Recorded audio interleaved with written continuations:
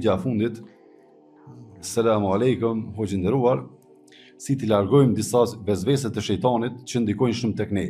Për shembull, një problem që më ndodh kohët e fundit është se nëse dua të bëj një vepër të mirë për hir të Allahut, pasi që e bëj atë vepër, më vjen një mendim më pas se mos ndoshta jam duke bërë vetëm sa më duk para të tjerëve.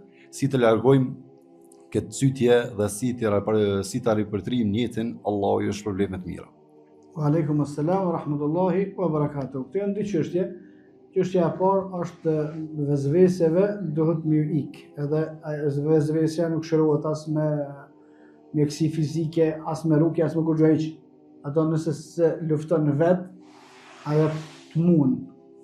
Vet duhet me luftu, sa që në hadith pejgamberi sallallahu alaihi wasallam për njerëzit veçanti djemtëri që kanë pas vezvese e prish abdesin, se prish abdesin, ju ka bën veprime që as mos me menua këtë çështje, hiç me tejkaluar, mos me llogarit kur gjë hiç.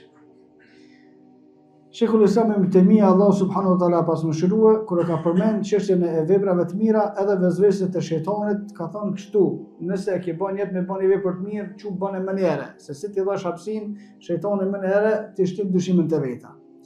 Për shembull, një dikush besimtar musliman ka nevojë të madhe shumë.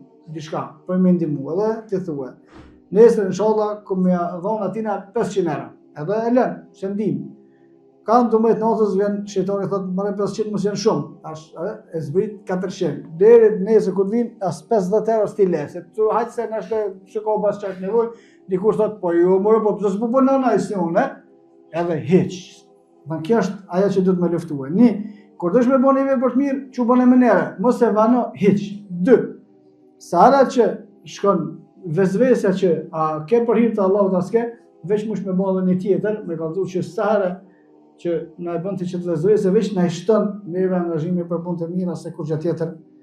Aqulu qawli hadha wastaghfirullaha li wa lakum. Astaghfiruhu li kulli dhanbin innahu huwal ghafurur rahim. Assalamu alaikum wa rahmatullah.